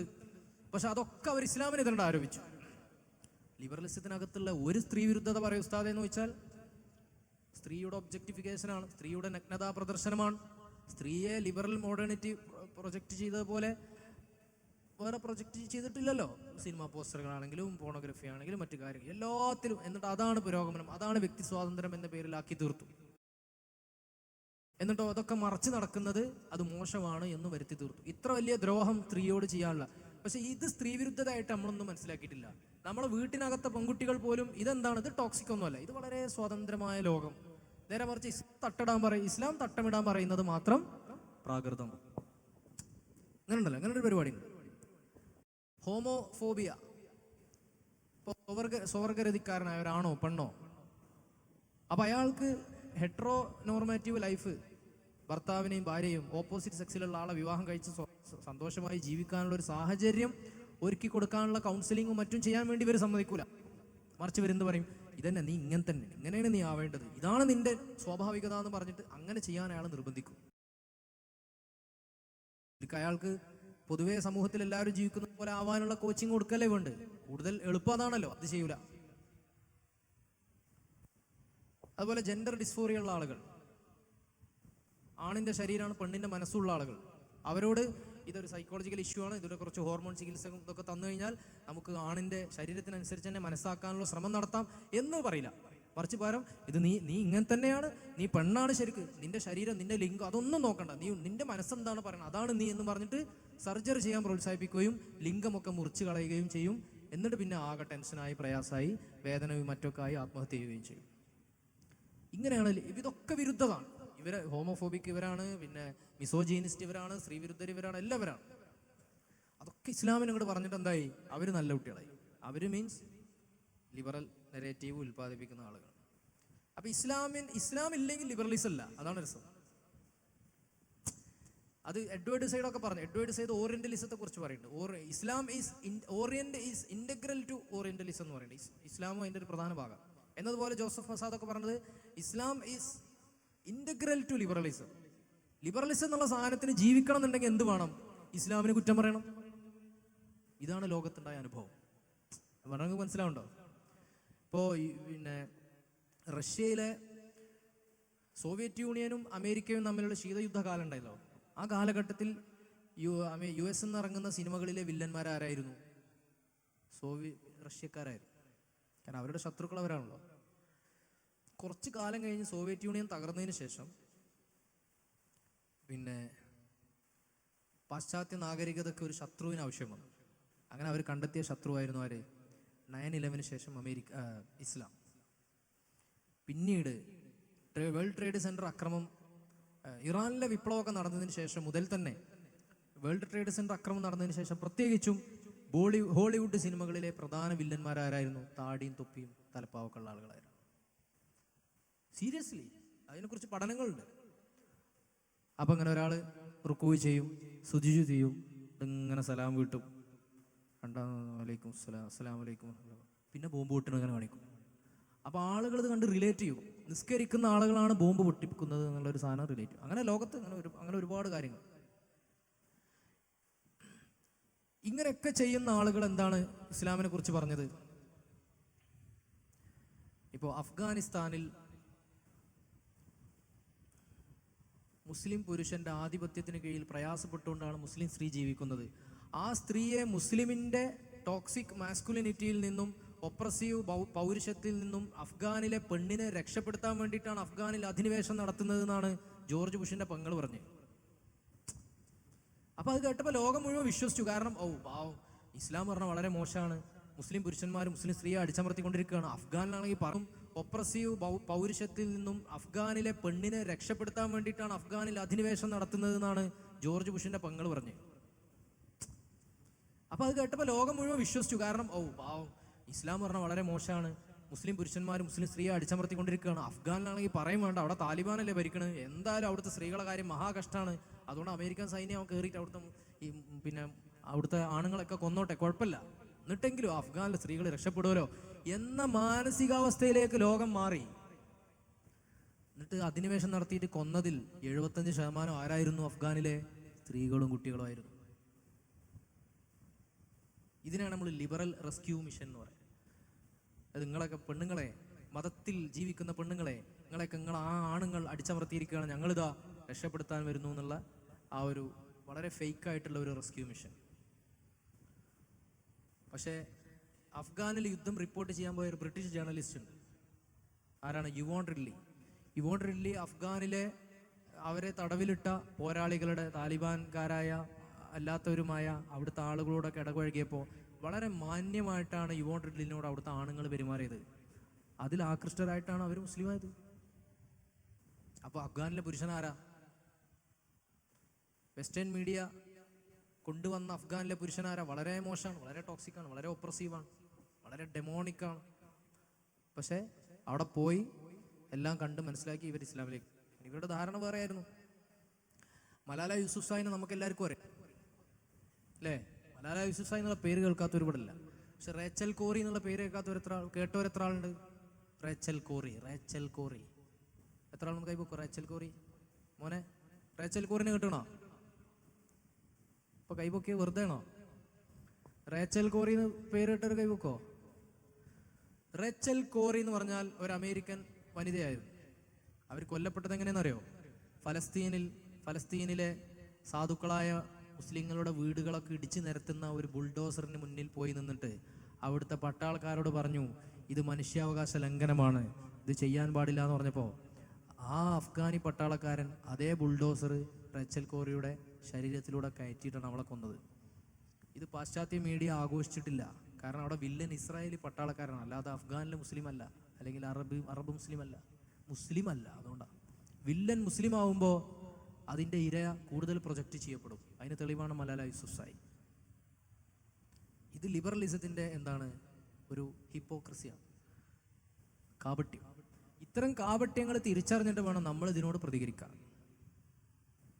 മീഡിയ ചില കാര്യങ്ങൾ പറയുന്നു, അത് നമ്മൾ അപ്പടി വിഴുങ്ങാൻ പറ്റൂല. നമ്മളൊക്കെ എത്ര ഫോർവേഡ് മെസ്സേജുകൾ വിഴുങ്ങിയിട്ടാണ് ഇപ്പോൾ ജീവിക്കുന്നത്. ഒരാളെ കുറിച്ച് ഇങ്ങനെ പോസ്റ്റർ വെച്ചിട്ട് ചുറ്റു പുറം നല്ല മഞ്ഞ ബോർഡറൊക്കെ ഇട്ട് അടിയിൽ കറുപ്പ് എഴുത്തൊക്കെ വെച്ചിട്ട് ഒരു സാധനം തള്ളിയാൽ അതങ്ങോട്ട് വിഴുങ്ങണം എല്ലാവരും. സോഷ്യൽ മീഡിയയിലൊക്കെ ഇപ്പം അങ്ങനെയല്ലേ? എത്രയോ മനുഷ്യന്മാരെ കുറിച്ച് ഗീബത്ത് പറയും. ഈ ഫോർവേഡ് ചെയ്ത ആളോട് ഇതെന്താ സംഭവം എന്ന് ചോദിച്ചാൽ ഓനറിയില്ല, എനിക്ക് മറ്റേ ഗ്രൂപ്പിൽ നിന്ന് കിട്ടിയതാന്ന് പറയും. അത്രമേൽ സോഷ്യൽ മീഡിയ വളരെ റോങ് ആയിട്ട് നമ്മിൽ പ്രവർത്തിച്ചുകൊണ്ടിരിക്കുക. മനുഷ്യൻ്റെ റിയാലിറ്റിയെ ട്വിസ്റ്റ് ചെയ്യുന്നു എന്നുള്ളതാണ്. 10 arguments for deleting your social media accounts right now എന്ന് പറഞ്ഞിട്ടൊരു പുസ്തകമുണ്ട്. അമേരിക്കയിൽ ബെസ്റ്റ് സെല്ലറാണ്. നിങ്ങളുടെ സോഷ്യൽ മീഡിയ അക്കൗണ്ടുകൾ ഇപ്പോൾ ഡിലീറ്റ് ചെയ്യണം, അതിനു വേണ്ടിയുള്ള 10 വാദങ്ങൾ. അതവിടെ ബെസ്റ്റ് സെല്ലറായി. കാരണം സോഷ്യൽ മീഡിയയുടെ ആ ഒരു ബാഡ് വശം കൃത്യമായിട്ട് വരച്ചു കാട്ടുന്നൊരു പുസ്തകമായിരുന്നു.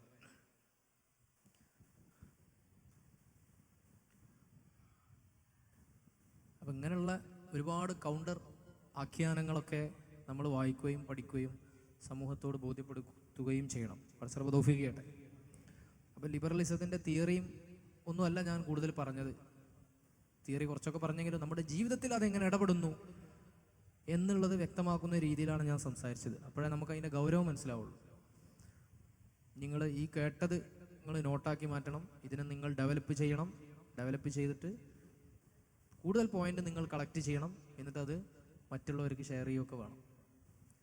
ഇപ്പം നിങ്ങൾ കല്യാണത്തിനൊക്കെ വന്ന മാതിരി വന്നിക്കുകയാണ്, നോട്ടൊന്നുമില്ലാതെ എല്ലാവരും ഫുൾ പെർഫെക്റ്റ് ആയിട്ട് പോക്കറ്റിൽ ഫോണൊക്കെ വെച്ച് റെക്കോർഡ് ചെയ്യുന്ന ലാഘവത്തിലാണ് നിങ്ങൾ ഇരിക്കുന്നത്. ഇപ്പം നിങ്ങളിതൊക്കെ കേൾക്കും, ഇന്ന് ഉച്ചക്ക് ബിരിയാണി കഴിക്കുന്നതോടുകൂടി നിങ്ങളത് മറക്കും. അപ്പം അങ്ങനെ മറക്കരുത്. നിങ്ങളെ കൂട്ടത്തിൽ പഠനശേഷിയും വിശകലനശേഷിയുള്ള ആളുകൾ ഈ പറഞ്ഞതൊക്കെ നോട്ടാക്കണം. നോട്ടാക്കിയിട്ട് അതിനെക്കുറിച്ച് ചിന്തിക്കണം. ഒരു പുതിയ സാധനങ്ങൾ വായിക്കുമ്പോൾ ഇതുമായി കണക്ട് ചെയ്യണം. ഒരു പുതിയ നോളജ് നിങ്ങൾ ഡെവലപ്പ് ചെയ്യണം. എന്നാലേ അടുത്ത തലമുറയോട് നിങ്ങൾക്ക് ഇത് പറയാൻ പറ്റുമോ.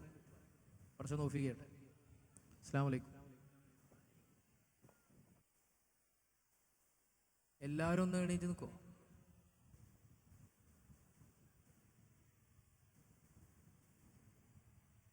ഈ ചെയറൊന്ന് ലെഫ്റ്റ് ആൻഡ് റൈറ്റ് മാറിയിരുന്നോ. അയ്യോ, ആ വലത്തോട്ട് നിന്ന ആള് ഇടത്തോട്ട് നിർത്തിച്ച് വലത്തോട്ട് മാറിയാൽ മതി, വലിയ പ്രശ്നമൊന്നുമില്ല. മാഷാ അല്ലാഹ്.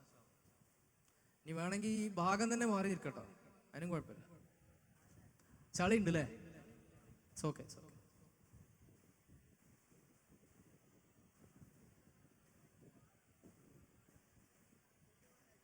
അപ്പം ഇനി ചോദ്യങ്ങളാവാം. ചോദ്യങ്ങൾ ചോദിക്കണം നിർബന്ധമൊന്നുമില്ല. ചോദ്യം പ്രസക്തമായ അങ്ങനെയൊന്നുമില്ല. നിങ്ങളുള്ളിൽ എന്തെങ്കിലും ചോദ്യം ഉണ്ടെങ്കിൽ അതിവിടെ ചോദിക്കാം. ചോദിക്കണമെന്ന് നിർബന്ധമൊന്നുമില്ല. പക്ഷെ നിങ്ങൾക്ക് ചോദിക്കണമെന്ന് നിങ്ങളുള്ളിൽ ആഗ്രഹം ഉണ്ടെങ്കിൽ എന്ത് ചോദ്യം ചോദിക്കാം. ഇപ്പം ഈ പറഞ്ഞ വിഷയവുമായി ബന്ധപ്പെട്ടതും അല്ലാത്തതും ചോദിക്കാം. കയ്യിൽ നിങ്ങൾ ആഡ് ചെയ്യണമെന്ന് ഒരു റിക്വസ്റ്റ് ഉള്ളത്, ഈ ലിബറലിസത്തിൻ്റെ ഒരു ആഫ്റ്റർ മാത്ത് ഇപ്പോൾ വെസ്റ്റിലാണെങ്കിലും യൂറോപ്പിലൊക്കെ ആണെങ്കിലും വളരെ ഗുരുതരമായൊരു സ്ഥിതിവിശേഷത്തിലേക്ക് അവിടുത്തെ സോഷ്യൽ ലൈഫ്, പിന്നെ അതിൻ്റെ ഒരു എഫക്റ്റ്. ഇപ്പോൾ ഉദാഹരണത്തിന് ട്രംപ് അധികാരത്തിൽ വന്ന സമയത്തൊക്കെ റൈറ്റ് വിങ് അവർ ഫാമിലിനെ കുറിച്ചുള്ള കൺസേൺ, അതിൻ്റെ പല കൺസേണുകൾക്കും ഇപ്പോൾ ട്രംപ് ഭയങ്കര ഹോമോഫോബിക്കൊക്കെ ആണല്ലോ. ഒരു കൗണ്ടർ എഫക്റ്റാണ് അവരതിലേക്ക് നയിച്ചത്. പിന്നെ അങ്ങനത്തെ കുറച്ച് സാധനങ്ങൾ ഉണ്ടാവുമല്ലോ. അവരാണല്ലോ ഇത് തുടങ്ങിയത്, നമ്മളിപ്പോൾ ഏറ്റെടുത്ത് തുടങ്ങിയിട്ടേ ഉള്ളൂ. അപ്പോൾ അവരത് അതിൻ്റെ വേറൊരു എൻഡിലേക്ക് എത്തി ഉള്ള അതൊന്ന് പറഞ്ഞാലൊന്ന് ബെറ്റർ. സ്വാഭാവികമായിട്ടും ലിബറലിസത്തിനെതിരെ ഒരു റൈറ്റ് വിങ് ശരിക്കും ഇസ്ലാം വേറെ തന്നെയാണ് അതിനെക്കുറിച്ച് പറയുന്നത്. റൈറ്റ് വിങ് പറയുന്നത് പോലെയല്ല. ഇപ്പോൾ വെസ്റ്റിൽ ലിബറൽ ഇൻഡിവിജ്വലിസത്തിനെതിരെ റൈറ്റ് വിങ് പൊളിറ്റിക്സ് എന്ത് നേടിയിട്ടുണ്ട്. ഇപ്പോൾ കുറച്ചും കൂടെ പ്രചാരം, ഇപ്പോൾ അധികാരത്തിലൊക്കെ പുതിയതായിട്ട് ട്രംപ് വന്നു. ഇനിയിപ്പോൾ ട്രംപിൻ്റെ സാന്നിധ്യം ഇല്ലെങ്കിൽ പോലും സ്വാഭാവികമായിട്ടും അമേരിക്കൻ സമൂഹങ്ങളിൽ സേവ് ഫാമിലി മൂവ്മെൻറ്റുകളൊക്കെ ഉണ്ടായി വന്നിട്ടുണ്ട്. സേവ് ഫാമിലി മൂവ്മെൻറ്റുകൾ. അപ്പോൾ എന്തിനാണ് സേവ് ഫാമിലി മൂവ്മെൻറ്റ്? അതായത് ഇവർ ചോയ്സും ഫ്രീഡം ഒക്കെ പറഞ്ഞിട്ട് ആർക്കും ആരോടും സെക്സ് ആവാം, കുടുംബ ബന്ധങ്ങൾ പാലിക്കണമെന്നില്ല, ആർക്കും എപ്പോഴും ആരോട് ബന്ധപ്പെടാം എന്നൊക്കെ പറഞ്ഞപ്പോൾ വാപ്പല്ലാത്ത കുറേ മക്കളുണ്ടായി. അപ്പം അതിനെക്കുറിച്ച് അമേരിക്കയിൽ നിന്ന് തന്നെ പുസ്തകങ്ങളൊക്കെ വന്നു. ഫാദർലെസ് അമേരിക്ക എന്നൊരു പുസ്തകം ഡേവിഡ് ബ്ലാങ്കൻഹോൺ എഴുതിയ, ഇൻസ്റ്റിറ്റ്യൂട്ട് ഓഫ് അമേരിക്കൻ വാല്യൂസ് എന്നുള്ള സ്ഥാപനത്തിൻ്റെ ഹെഡാണ് അദ്ദേഹം. അപ്പോൾ വാപ്പല്ലാത്ത ഒരുപാട് മക്കളുണ്ടായി. കാരണം വാപ്പ അമ്മ ഫാമിലി അങ്ങനെയൊന്നുമില്ല, ഒക്കെ വ്യത്യസ്തമായി ഓരോരുത്തരും അവനവൻ്റെ ഇഷ്ടങ്ങളാണ്. ആരോടും എന്ത് ചെയ്യാം, ആരോടും കൂട്ടുകൂടാം, ഒരുമിച്ച് ജീവിക്കാം, കുറച്ച് കാലം കഴിഞ്ഞാൽ വേറെ ആളോട് ഒരുമിച്ച് ജീവിക്കാം. അങ്ങനെ ഈ ഉണ്ടായ മക്കളൊക്കെ ക്രൈം റേറ്റ് നോക്കുമ്പോൾ വാപ്പല്ലാതെ വളർന്ന മക്കളാണ് ഏറ്റവും കൂടുതൽ ക്രൈമിൽ ഏർപ്പെടുന്നത് എന്ന് അമേരിക്കയിൽ നിന്ന് റിപ്പോർട്ടൊക്കെ വന്നു. ആ റിപ്പോർട്ടൊക്കെ അദ്ദേഹം ഇതിൽ പരാമർശിക്കുന്നുണ്ട്, ഈ ഫാദർലെസ് അമേരിക്ക എന്നുള്ള പുസ്തകത്തിൽ. അപ്പം ഇങ്ങനെ ഇൻഡിവിജ്വൽ റൈറ്റ്സ് എന്ന് പറയാൻ കഴിയില്ല, ഇൻഡിവിജ്വലിസത്തെ കൂടുതൽ പ്രോത്സാഹിപ്പിച്ചപ്പോൾ അത് കുടുംബത്തിൻ്റെ തകർച്ചയിലേക്ക് നയിക്കുകയും അത് അമേരിക്കൻ സമൂഹങ്ങൾ മനസ്സിലാക്കുകയും പല ആളുകളും സേവ് ഫാമിലി മൂവ്മെൻറ്റുകളുമായി രംഗത്ത് വരികയും ചെയ്തു. അപ്പോൾ അതിനെ മുതലെടുത്തിട്ടാണ് ഇപ്പോൾ ട്രംപും ഒക്കെ വന്നിട്ടുള്ളത്. ഇപ്പം നമ്മളെ നാട്ടിൽ തന്നെ ഇപ്പോൾ പിന്നെ പാർക്കിലും ബീച്ചിലൊക്കെ ഇരുന്നിട്ട് വളരെ ഫ്രീ ആയിട്ട് സംസാരിച്ചുകൊണ്ടിരിക്കുന്ന ആണുങ്ങളെയും പെണ്ണുങ്ങളൊക്കെ കൈകാര്യം ചെയ്യുന്ന ആളുകളായിട്ട് പോലീസുമാരല്ലാതെ കൈകാര്യം ചെയ്യുന്നത് മുമ്പ് ഇവിടുത്തെ ഹിന്ദു തീവ്ര ഗ്രൂപ്പുകളൊക്കെ ഉണ്ടായിരുന്നു. അങ്ങനെ പ്രശ്നങ്ങളൊക്കെ ഉണ്ടായിരുന്നു. അത് അവരുടെ എത്തിക്സ് അങ്ങനെ ആയതുകൊണ്ടാണ്. നമ്മുടെ എത്തിക്സും അതിനെതിരാണ്. പക്ഷേ നമ്മുടെ എത്തിക്സ് അങ്ങനെയല്ല അതിൽ ഇടപെടുക, വേറെ രീതിയിലാണ് ഇടപെടുക. അവരെ സംസ്കരിക്കുക, അവരെ സ്വാധീനിക്കുക, അല്ലാതെ പാർക്കിലിരിക്കുന്ന കപ്പിൾസിനെ അടിച്ചു ഓടിക്കുക എന്നുള്ളതല്ല നമ്മളെ രീതി, നമ്മളെ ശൈലി. നമ്മളെതിരാണ്, തത്വത്തിൽ നമ്മളും അതിനെതിരാണ്. പക്ഷേ നമ്മുടെ ശൈലി വ്യത്യസ്തമാണ് എന്നേ പറയാൻ കഴിയുള്ളൂ. യഥാർത്ഥത്തിൽ ഈ പ്രൊട്ടസ്റ്റന്റ് ലിബറൽ ആയ ഒരു ക്രിസ്ത്യാനിറ്റി, അങ്ങനെ ഒരു ബെൽറ്റ് ലോകത്തുണ്ട്. കാത്തോലിസിസമാണ് ലിബറലിസത്തിനെ വല്ലാതെ ഉണർന്നിട്ടുള്ളത്. വെസ്റ്റിലെ കാത്തോലിക് ക്രിസ്ത്യാനിറ്റി, പള്ളികളൊക്കെ ഇപ്പോൾ ആർക്കും വേണ്ടാതായി, അത് മ്യൂസിയങ്ങളും, ക്രിസ്ത്യൻ പള്ളികളും ചർച്ചുകളും ആർക്കും വേണ്ടാതായി, അത് മ്യൂസിയങ്ങളും മുസ്ലിങ്ങൾക്ക് വിറ്റ് മുസ്ലിം പള്ളികളുമായി തീർന്നു. അവിടെ അവരുള്ള ആളുകളൊക്കെ മതം കൈയൊഴിഞ്ഞു. പക്ഷേ റഷ്യ നേരെ ഡിഫറൻസ്. അവിടെ ഓർത്തഡോക്സ് ക്രിസ്ത്യാനിറ്റി ഉള്ളത്. അവർ ഈ വെസ്റ്റേൺ ലിബറലിസത്തിനെതിരാണ്, അവരെ അതിനെ വേറെ രീതിയിലാണ് കാണുന്നത്. പുടിൻ ഇതിനെതിരാണ്, വെസ്റ്റേൺ ലിബറൽ കാഴ്ചപ്പാടിനെതിരാണ് പുടിൻ്റെ കഴിഞ്ഞ സ്ഥാനമേറ്റ ഉടനുള്ള പ്രസംഗമൊക്കെ ഉണ്ടായിരുന്നു. അത് കറക്റ്റ്, വളരെ ഐഡിയോളജിക്കലായിട്ട് ലിബറലിസത്തെ നന്നായിട്ട് കണക്കിന് വിമർശിക്കുന്ന പ്രസംഗങ്ങൾ അതിലുണ്ടായിട്ടുണ്ടായിരുന്നു. അപ്പോൾ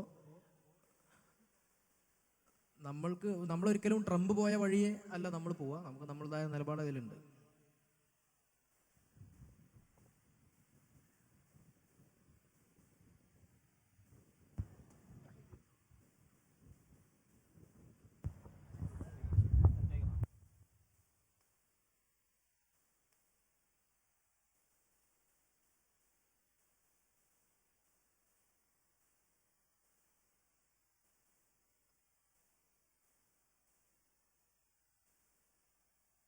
പിന്നെ പിരിച്ചുവിടാം അല്ലേ?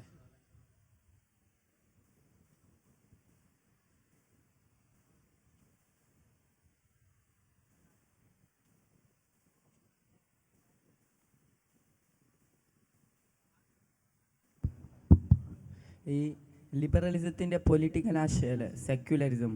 അപ്പോൾ ഞാൻ ഈ സെക്യുലറിസത്തിൻ്റെ കുറേ പുസ്തകത്തിൽ വ്യത്യസ്തമായ ഡെഫിനിഷനാണ് കണ്ടത്. അതിലൊരു വ്യത്യസ്തമായ ഡെഫിനിഷനാണ് ഞാൻ അത്താസിന് കണ്ടത്, ഇസ്ലാം ആൻഡ് സെക്യുലറിസം. അതിൽ അദ്ദേഹം പറയുന്നത് secularism is deliverance from religion and metaphysical control over reason and language. അപ്പോൾ ഈ മൂപ്പറ് metaphysical control over reason and language കൊണ്ട് എന്താണ് ഈ സെക്യുലറിസം ഉദ്ദേശിച്ചത്? യുക്തിക്ക് മുകളിലുള്ള മെറ്റാഫിസിക്കൽ കൺട്രോൾ, യുക്തിക്ക് മേലുള്ള പിന്നെ ഫിസിക്കൽ വേൾഡിന് പുറത്തുള്ള ശക്തിയുടെ കൺട്രോൾ. അതാണ് അതിഭൗതിക സ്രോതസ്സിൽ നിന്നുമുള്ള യുക്തിക്ക് മേലുള്ള നിയന്ത്രണം.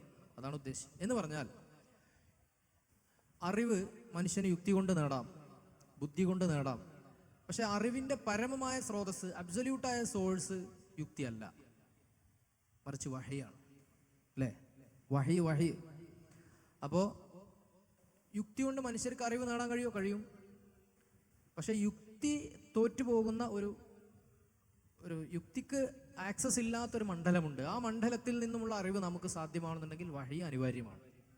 അതിനെക്കുറിച്ചാണ് പറയുന്നത്. ഇപ്പോൾ മനുഷ്യന് അറിവ് സാധ്യമാകുന്ന ഒരു രീതിയാണ് സയൻറ്റിഫിക് എക്സ്പെരിമെൻറ്റ്, രണ്ടാമത്തെ രീതിയാണ് ലോജിക്കൽ റീസണിങ്, മൂന്നാമത്തെ രീതിയാണ് ഖബർ സ്വാദിഖ്, ടെസ്റ്റിമോണിയൽ നോളജ്. ഈ മൂന്നാമത്തെ രീതിയെക്കുറിച്ചാണ് പറയുന്നത്. അതായത് വിശ്വസ്തനായ നബി സല്ലല്ലാഹു അലൈഹി വസല്ലം വഴി വന്ന വഹി. ഇപ്പോൾ സ്വർഗം, നരകം, ഇങ്ങനെയുള്ള വിഷയങ്ങളെക്കുറിച്ചൊന്നും മനുഷ്യൻ്റെ എക്സിസ്റ്റൻഷ്യൽ ക്വസ്റ്റ്യങ്ങൾക്ക് യുക്തി കൊണ്ട് ഉത്തരം കിട്ടൂല.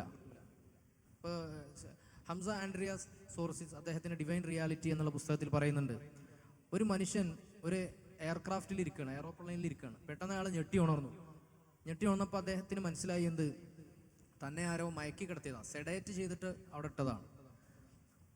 അയാൾ ഉണർന്നിട്ട് അദ്ദേഹം അപ്പോൾ മുന്നിൽ നോക്കുമ്പോൾ നല്ല വൈനുണ്ട്, ഫ്രൂട്ട്സ് ഉണ്ട്, ഭക്ഷണപാനീയങ്ങളുണ്ട്, അതുപോലെ നല്ല എന്ത് പറഞ്ഞാലും സേവനം ചെയ്തു തരാനുള്ള എയർ ഹോസ്റ്റസ് ഉണ്ട്, എല്ലാ സൗകര്യങ്ങളും ഉണ്ട്. എന്നിട്ട് അയാളോട് ചോദിക്കുകയാണ്, അപ്പോൾ താങ്കൾ ഹാപ്പി ആണെന്ന് ചോദിച്ചാൽ, അയാൾ ഹാപ്പി ആണെന്ന് പറഞ്ഞാൽ അയാളുടെ ഹാപ്പിനെസ് ഫേക്ക് ഹാപ്പിനെസ് ആണെന്നാണ് അദ്ദേഹം പറയുന്നത്. കാരണം അയാൾ ഹാപ്പി ആവണമെന്നുണ്ടെങ്കിൽ എന്താവണം, എവിടെ നിന്ന് വന്നു, എന്നെ ആര് സെഡേറ്റ് ചെയ്തിട്ട് ഈ ഫ്ലൈറ്റിലിരുത്തി, ഈ ഫ്ലൈറ്റ് എവിടെ നിന്ന് ടേക്ക് ഓഫ് ചെയ്തു, ഈ ഫ്ലൈറ്റ് എങ്ങോട്ട് പോകുന്നു, മോനെ ഇവിടെ ശ്രദ്ധിക്കും, ഈ ഫ്ലൈറ്റ് എവിടെ നിന്ന് ടേക്ക് ഓഫ് ചെയ്തു, ഈ ഫ്ലൈറ്റ് എങ്ങോട്ട് പോകുന്നു, ഈ ഫ്ലൈറ്റിൽ ആരാണ് എന്നെ മയക്കി കിടത്തിയത് എന്നതിന് ഉത്തരം കിട്ടാതെ ആ വ്യക്തി ഒരിക്കലും ഹാപ്പി ആവൂല. എന്നതുപോലെയാണ് നമ്മുടെ അവസ്ഥ. ഭൂമിയിൽ മനുഷ്യന്റെ എക്സിസ്റ്റൻഷ്യൽ ചോദ്യങ്ങളുണ്ട്. ഇപ്പോൾ ഭൂമി 1800 km/h വേഗതയിൽ തിരിഞ്ഞുകൊണ്ടിരിക്കുക അല്ലേ, 1800 km/h തിരിഞ്ഞുകൊണ്ടിരിക്കുക. ഭൂമി സൂര്യനോട് കുറച്ചും കൂടെ അടുത്ത് പോയാൽ അത് കരിഞ്ഞു പോകും, കുറച്ചും കൂടെ വിട്ടു പോയാൽ അത് തണുത്തുറഞ്ഞ് ജീവിക്കാൻ പറ്റാത്ത അവസ്ഥയിലാവും. പക്ഷെ കറക്റ്റ് പൊസിഷനിലാണ് ഭൂമി നിൽക്കുന്നത്. ഭൂമി 1800 km/h തിരിയുന്നു, അത് 3600 ആക്കി കഴിഞ്ഞാൽ നമ്മുടെ പിന്നെ ഒരു ദിവസം 24 മണിക്കൂർ മാറിയിട്ട് 12 മണിക്കൂറായി മാറും. അത് ഭൂമി 1800 km/h കുറച്ച് 900 ആക്കി കഴിഞ്ഞാലോ, അപ്പം നമ്മുടെ ഒരു ദിവസം 48 മണിക്കൂറാവും. അപ്പോൾ ഈ ഒരു കൃത്യമായ പൊസിഷനിൽ ഈ ഭൂമി തിരിഞ്ഞുകൊണ്ടിരിക്കുകയാണ്. ആരാണ് എന്നെ ഈ ഭൂമിയിൽ കൊണ്ടുവന്നിട്ടത്, എന്തിനാണ് എന്നെ ഇങ്ങോട്ട് കൊണ്ടുവന്നത്, ഇനി ഞാൻ എങ്ങോട്ടാണ് പോകേണ്ടത് എന്നുള്ളത് മനുഷ്യന്റെ എക്സിസ്റ്റൻഷ്യൽ ചോദ്യങ്ങളാണ്. ഈ ചോദ്യത്തിന് യുക്തി കൊണ്ട് മറുപടി കിട്ടുമോ? അപ്പോൾ ആഖിറത്തിനെ കുറിച്ചും പിന്നെ ഭൂമിയിൽ ദൈവത്തിന്റെ പ്രതിപുരുഷനായിട്ടാണ്, വൈസ്ജറൻ്റായിട്ട്, ഖലീഫയായിട്ടാണ് മനുഷ്യനെ ഇങ്ങോട്ട് ഇറക്കിയിട്ടുള്ളത്. മനുഷ്യൻ ഇവിടെ നീതി പാലിക്കണം, സത്യസന്ധത നടപ്പാക്കണം, നീതി നടപ്പാക്കണം. ഇതൊക്കെ ചെയ്തിട്ട് മനുഷ്യൻ തിരിച്ചു പോകാനുള്ളത് ആത്മാവുകളുടെ ലോകത്തേക്കായ റബ്ബിന്റെ അടുത്തേക്കാണ് മനുഷ്യൻ തിരിച്ചു പോകാനുള്ളത്. ഇതാണ് മനുഷ്യന്റെ ജീവിതത്തിന്റെ പർപ്പസ്. അത് കൈകാര്യം ചെയ്യുന്ന ആളുകൾക്കനുസരിച്ച് സയൻസിന്റെ എത്തിക്സ് അങ്ങോട്ടും ഇങ്ങോട്ടും മാറും. സെക്സും ജെൻഡറും എന്താണ് വ്യത്യാസം എന്നാണ് പറഞ്ഞത്. സെക്സ് എന്ന് പറഞ്ഞാൽ നമ്മളെ ബയോളജിക്കൽ സെക്സ് ആണ്.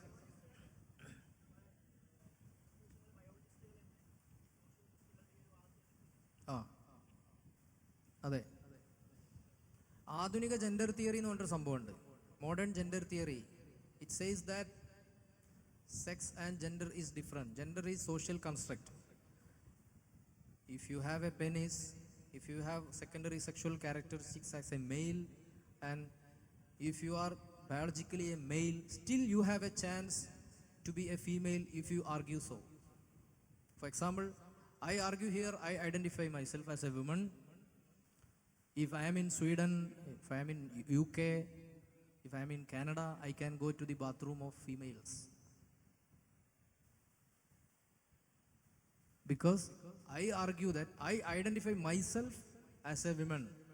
Even if I am a married man and I have kids, I reproduced children, still it's my freedom to identify who am I. അതാണ് പ്രശ്നം. അപ്പോൾ സെക്സും ജെൻഡറും തമ്മിൽ, സെക്സാണ് ജെൻഡറിനെ നിർണ്ണയിക്കുന്നത് എന്നാണ് ആര് പറയണത്? ഇസ്ലാമൊക്കെ പറയണത് അങ്ങനെയാണ്. നമ്മുടെ പൊതുവായ പാരമ്പര്യങ്ങളും അങ്ങനെയാണ് പറഞ്ഞത്. ലൈംഗികാവയവം നോക്കിയിട്ടാണ് ഒരാൾ ആണാണോ പെണ്ണാണോ തീരുമാനിക്കാൻ കഴിയുള്ളൂ. പക്ഷെ ആധുനിക ജെൻഡർ തിയറി പറഞ്ഞത് it's your political individual freedom to identify your self as you wish. അനക്ക് എന്താണോ ആവാൻ ആഗ്രഹിച്ചത് അത് നിനക്കാവാം. It's absolutely your freedom to fix or to assert your gender in spite of your sex. So if you want to identify as a female in UK or Canada or any other developed countries, you can do so. അപ്പോൾ ബയോളജിസ്റ്റുകൾ അതിനെ എതിർക്കുന്നുണ്ട്. ഉദാഹരണമായിട്ട് ഇപ്പോൾ end of gender എന്ന് പറഞ്ഞിട്ടൊരു പുസ്തകമുണ്ട്. ഡെബ്രാസോ എന്ന പേരുള്ള ഒരു ഫ്രഞ്ച് സെക്സോളജിസ്റ്റ് എഴുതിയതാണ്. അവർ പറഞ്ഞത് എൻഡ് ഓഫ് ജെൻഡർ എന്നാണ്, ജെൻഡറിന്റെ അന്ത്യം. അവരതിൽ പറഞ്ഞത് ഈ സോഷ്യോളജിക്കലായിട്ട് വരുന്ന ലിബറൽ നെറേറ്റീവിന്റെ ഭാഗമായിട്ട് വരുന്ന എല്ലാ വാദങ്ങളും ബയോളജിക്ക് എതിരാണെന്നാണ് അവർ പറയുന്നത്. മനസ്സിലായോ? അപ്പോൾ ഒരാണിനെ ആണാക്കുന്നത് അയാളുടെ ബയോളജിക്കൽ സെക്സ് ആണ്, ലൈംഗികാവയവങ്ങളാണ്. ഒരു പെണ്ണിനെ പെണ്ണാക്കുന്നത് അവളുടെ ലൈംഗികാവയവങ്ങളാണ്. ഇങ്ങനെ തീരുമാനിക്കാൻ കഴിയുള്ളൂ. അല്ലെങ്കിൽ ആർക്കും എന്തുമായിട്ടും ഐഡന്റിഫൈ ചെയ്യാം. എന്നുള്ള പ്രശ്നമുണ്ട്. ഇപ്പോൾ യു എസിലൊക്കെ അതിൻ്റെ പ്രശ്നങ്ങൾ ഒരുപാട് നടന്നിട്ടുണ്ട്. ഇപ്പോൾ പിന്നെ ഡെമി മൈനർ എന്ന് പറഞ്ഞിട്ടൊരാൾ, വില്യം തോമസ് എന്ന പേരുള്ള ഒരാളുണ്ട്. അയാൾ ആണായിട്ട് വാദിച്ച് ലിയ തോമസ് പേര് മാറ്റി. എന്നിട്ട് അയാൾ പെൻസിൽവാനിയ യൂണിവേഴ്സിറ്റിയിലെ നീന്തൽ മത്സരത്തിൽ അയാൾ പങ്കെടുത്തു. അപ്പോൾ അതിന് മുമ്പ് അയാൾ നീന്തൽക്കാരനാണ്. നീന്തൽ മത്സരത്തിൽ അയാൾ പങ്കെടുക്കുമ്പോൾ അയാൾക്ക് 400 സംതിങ് റാങ്കൊക്കെയാണ് കിട്ടിയത്. പക്ഷെ അയാൾ പെണ്ണാന്ന് വാദിച്ചിട്ട് പെണ്ണുങ്ങളെ നീന്തൽ മത്സരത്തിൽ പങ്കെടുത്തിട്ട് അയാൾക്ക് 1ാം സ്ഥാനം കിട്ടി. അപ്പോൾ ഇയാൾ ആണാണ്, ഇയാൾ ബയോളജിക്കലി ആണാണ്. It happen. അത് ഒരുപാട് regularly it happens in the west. Demi minor എന്ന് പേരുള്ള ഒരാൾ, അയാൾ എന്തായിരുന്നു, പിന്നെ അയാളൊരു കൊലക്കുറ്റത്തിന് ജയിലിലിട്ടു. അയാൾ പെണ്ണായിട്ട് വാദിക്കുന്ന ആളാണ്. അയാളെ പെണ്ണുങ്ങളെ സെല്ലിലിട്ടത്. അങ്ങനെ ഒരു 5-6 മാസത്തിന് ശേഷം ന്യൂസ് വന്നു, the incarcerated transgender impregnated 2 ladies. തടവിലിടപ്പെട്ട ട്രാൻസ്ജെൻഡർ 2 പെണ്ണുങ്ങളെ ഗർഭിണികളാക്കി. അങ്ങനെ അയാൾ ആണുങ്ങളെ സെല്ലിക്കന്നെ മാറ്റി. അതുപോലെ സ്റ്റെഫോനി എന്ന് പറഞ്ഞ ഒരാളുണ്ട്, പേരുള്ള ഒരാളുണ്ട്. 46-ാം വയസ്സിൽ അയാളെ ഭാര്യനോട് അയാൾ പറഞ്ഞു, എന്ത്, I identify myself as A 9 years old girl. 46 വയസ്സുള്ള ആളാണ്. ഭാര്യ പറഞ്ഞു, നിങ്ങൾ എന്ത് വർത്താനം പറയണം, നമുക്ക് 4-5 പിള്ളേരില്ലേ, നിങ്ങൾ എൻ്റെ കെട്ടിയവനായിട്ടും എൻ്റെ കുട്ടികളെ വാപ്പയായിട്ടും നിങ്ങൾ ഇവിടെ നിൽക്കണം. അയാൾ പറഞ്ഞു, അയാൾ ആ നാട്ടിലെ പുരോഗമനവാദികളെ SFI-ക്കാരൊക്കെ അയാൾ ആനയിച്ച് കൊണ്ടുപോയി, സിന്ദാബാദ്, freedom of choice, my body my right എന്നൊക്കെ പറഞ്ഞ അയാളെ കൊണ്ടുപോയി. എന്നിട്ട് അയാൾ ഇങ്ങനെ ഇരിക്കണ ഒരു ചിത്രമുണ്ട്. വായിലൊരു നിപ്പിളും 9 വയസ്സായ 9 6 6 years ഓൾഡ് ഗേളായിട്ട് അയാൾ ഐഡന്റിഫൈ ചെയ്ത് 6 വയസ്സായ ഒരു കുട്ടിയുടെ ഒരു ഡ്രസ്സും കയ്യിലൊരു ടെഡി ബിയറൊക്കെ പിടിച്ചിരിക്കുന്ന ചിത്രം നിങ്ങൾക്ക് ഗൂഗിൾ ചെയ്താൽ കാണാൻ പറ്റും. കനേഡിയൻ മാൻ ലീവ്സ് ഫാമിലി എന്ന് അടിച്ചു കൊടുത്താൽ കാണാൻ പറ്റും. ഇതാണ് പുരോഗമനം എന്നാണ് അവർ പറയുന്നത്. ഒരാൾ ആണാണോ പെണ്ണാണോ തീരുമാനിക്കേണ്ടത് അയാളുടെ വ്യക്തി സ്വാതന്ത്ര്യമാണ്, അല്ലാതെ അയാളുടെ ബയോളജി നോക്കിയിട്ട് തീരുമാനിക്കാൻ പാടില്ല എന്നുള്ളതാണ് ആധുനിക ജെൻഡർ തിയറി പറയുന്നത്. അത് ഇനി ഒരുപാട് വിശദീകരിക്കാണ്ട് സമയം ഉണ്ടെങ്കിൽ ഞാൻ റെഡിയാണ്. പക്ഷെ സമയമില്ല എന്നാണ് ഞാൻ ഇപ്പോൾ മനസ്സിലാക്കുന്നത്.